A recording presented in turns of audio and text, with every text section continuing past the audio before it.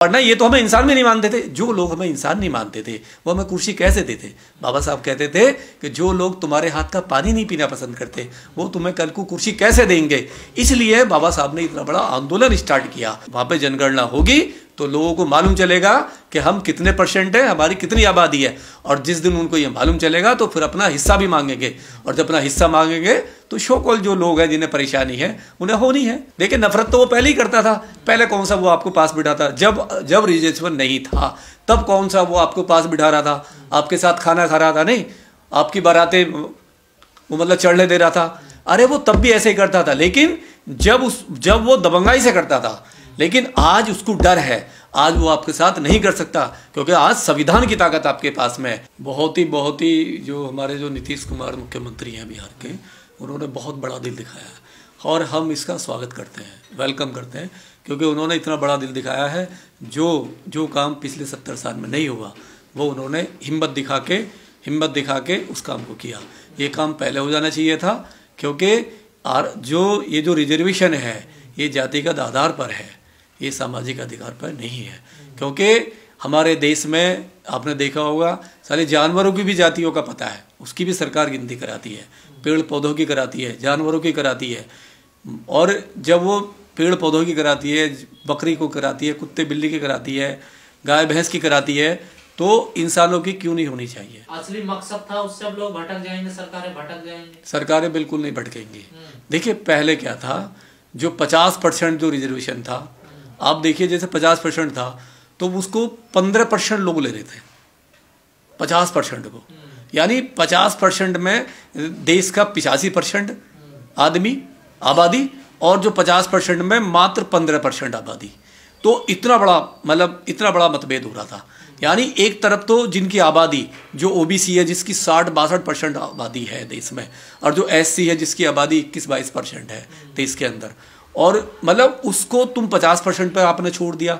और जो पहले से ताकतवर है, जिसके पास में सामाजिक जो व्यवस्था है बहुत ताकतवर है, उसके पास में वो अपने आप को बहुत शौकोल, बहुत बड़ा पावरफुल, बहुत दबंग समझता है, और उसके पास में सारे संसाधन है। बताइए जो 15% है, सारा बिजनेस उसके पास है, सारी लैंड भारत की उसके पास है, सारे संसाधन उसके पास है, और ऊपर से जो रिजर्वेशन की जो प्रक्रिया थी उसमें से वो 50% लेकर बैठा हुआ है। अगर वो 50% लेकर बैठा हुआ था पिछले 70 साल से, और वो इतना बड़ा आदमी बन गया, इतना रिच आदमी बन गया, और इतना उसने सामाजिक दायरा अपना बढ़ा लिया। और ये जो हमारा जो 85% SC ST OBC था, ये तो भुखमरी के उस पर था। इसकी तो सामाजिक स्थिति बहुत खराब थी, आर्थिक स्थिति बहुत खराब थी, कि इसको तो ये पहले कर देना चाहिए था सरकारों को।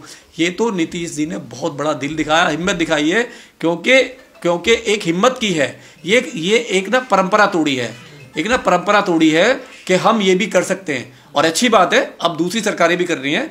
जब देखिए पहले मालूम नहीं था, ओबीसी को ये मालूम नहीं था उसकी जाति में उसकी संख्या कितनी है। जब किसी को ये पता नहीं होगा संख्या कितनी है तो अपनी हिस्सेदारी कैसे मांगेगा। आज उसको मालूम चल गया कि बिहार के अंदर ओबीसी की इतनी वो हिस्सेदारी है, तो अपनी वो सीट मांग रहा है और उन्होंने दे दिया। अब वो पूरे देश में लागू होना चाहिए। लेकिन डॉक्टर साहब, इस राजनीति के बीच में, इस आरक्षण के बीच में जो गरीब मुसलमान है, जो पासवान आप लोग कहते हैं, जो दलित मुसलमान है, उसकी हिस्सेदारी कहीं नजर नहीं आ रही। नहीं देखो उसकी भी आएगी इसमें, क्योंकि अगर काउंटिंग हुई है, अगर उस काउंटिंग हुई है तो उसकी भी हिस्सेदारी आएगी, पक्की आएगी, क्योंकि जो सामाजिक कार्यकर्ता हैं उस पर उंगली उठाएंगे। तो जाति के आधार पर आरक्षण दिया जा रहा है ना, देखिए अभी तो जाति के आधार पर है, क्योंकि देखिए भेदभाव भी तो जाति के आधार पर हुआ है ना। मैं कह रहा हूँ रिजर्वेशन की जरूरत क्या है इस देश में।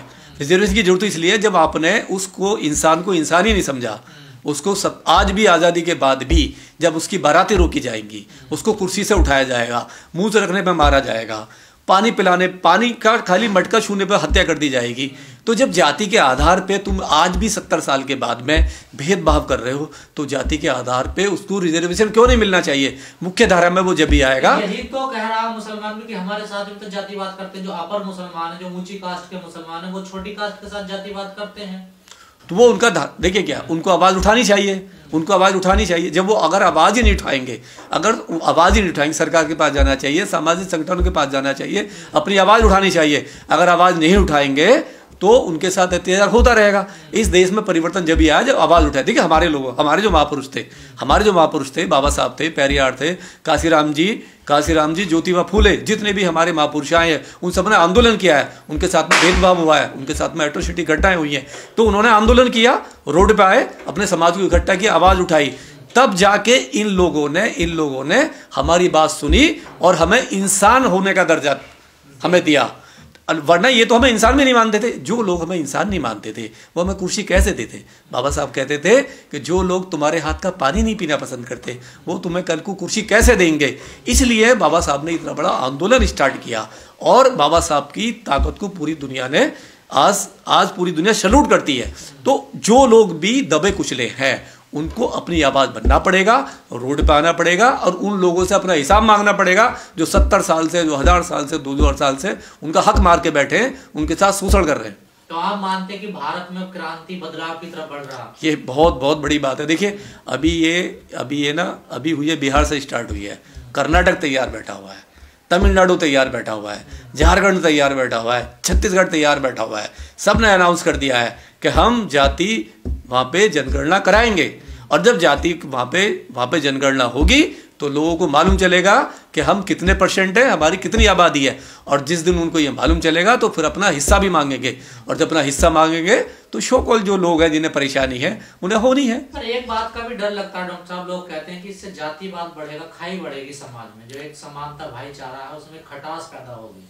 भाईचारा देखिए क्या है, जब देश में रिजर्वेशन बाबा साहब ने मांगा था, गांधी जी से जब रिजर्वेशन मांगा था, गांधी जी ने यही स्टेटमेंट दिया था कि बाबा साहब ये जो आप मांग रहे हो ना, इससे समाज में बहुत बड़ी असमानता होगी और लोग बड़ा अत्याचार करेंगे, बड़ा इसमें जातिवाद फैलेगा। तो बाबा साहब ने कहा कुछ नहीं होगा, ये समय पर छोड़ दीजिए, कुछ नहीं होगा, वही लोग पास बैठाएंगे, वही लोग प्यार करेंगे। आज वही है, वही लोग प्यार करते हैं, वही लोग बैठाते हैं। देखिए लेकिन एक अलग नजर से देखा जाता है ना आरक्षण वाला। देखिए मैंने कहा नहीं, जब आप किसी से अपना अधिकार छीनोगे, जब आप सदियों पुराना 2-3 हज़ार पुराना जो तुम्हारे अधिकार थे, जब वो तुम्हारे पास नहीं थे, उन्होंने कब्जे कर रखे थे, जब उनसे आप छीनोगे, मांगोगे, छीनोगे तो उन्हें तो परेशानी होगी कहीं ना कहीं तुम्हें। वो देखिए नफरत तो वो पहले ही करता था। पहले कौन सा वो आपको पास बिठाता, जब रिजर्वेशन नहीं था तब कौन सा वो आपको पास बिठा रहा था, आपके साथ खाना खा रहा था, नहीं आपकी बारातें वो मतलब चढ़ने दे रहा था। अरे वो तब भी ऐसे ही करता था, लेकिन जब वो दबंगाई से करता था। लेकिन आज उसको डर है, आज वो आपके साथ नहीं कर सकता क्योंकि आज संविधान की ताकत आपके पास में है। आज आर्टिकल 15 आपके पास है, आज आर्टिकल बाबा साहब ने सारे कानून अधिकार दे दिए। अगर आप कुर्सी पर बैठे हुए हैं तो आज वो आपसे बात नहीं कर सकता, आपको नहीं टोक सकता क्योंकि आपके पास में कानून का रास्ता, संविधान का रास्ता, आप उसको कानून के रास्ते से कोर्ट में घसीट सकते हैं। इसलिए उसे डर है, आज उसे डर है। तो ये तो बहुजनों की जीत समझा जाए। बिल्कुल ये बहुजनों की जीत है, ये बहुत बड़ी जीत है। बिहार में जो आज स्टार्ट हुआ है, देखिए कहीं ना कहीं से चिंगारी शुरू होती है, कहीं कोई भी चीज़ है, कहीं भी आंदोलन होता है तो एक ही जगह से होता है। देखिए हमारे जीवन में जो परिवर्तन है कहाँ से आया? हमारे जीवन में 2 स्टेटों से आया। एक आया महाराष्ट्र से, जो हमारे सारे जो महापुरुष जो पैदा हुए वो ज़्यादातर महाराष्ट्र में पैदा हुए, तो आंदोलन महाराष्ट्र से स्टार्ट हुआ। दूसरा यूपी से हुआ, हमारे काशीराम जी ने किया। तो ये जो किसी ना किसी स्टेट से जो ना शुरू होता है फिर पूरे देश में फैलता है। आज काशीराम जी को पूरे देश में जानते हैं, बाबा साहब को केवल महाराष्ट्र में जानते थे, आज पूरी दुनिया में जानते हैं। तो आंदोलन जो है वो एक स्टेट से शुरू होता है फिर पूरी दुनिया में फैलता है। तो ये इसका तो वेलकम करना चाहिए और बहुत खुशी का दिन है। दिवाली है, बहुत बड़ी शुभकामनाएं लोगों को। और ये दिवाली पर तोहफा है नीतीश जी का, पूरे देश के लिए। कांग्रेस भी कह रही है कि हम भी देंगे हिस्सेदारी। मजबूरी है, मैं कह रहा हूँ मजबूरी है। जब मजबूरी है, कांग्रेस को मालूम चल गया कि अब पुराना 70 साल वाला दलित नहीं है, 50-60 वाला चमचागिरी नहीं चलेगी। आज कांग्रेस में रह के भी कुछ दलित हैं जो आवाज उठा रहे हैं, जिन्होंने प्रेशर बना रखा है। आज ये आपको करना पड़ेगा क्योंकि कांग्रेस भी मजबूर हो गई है।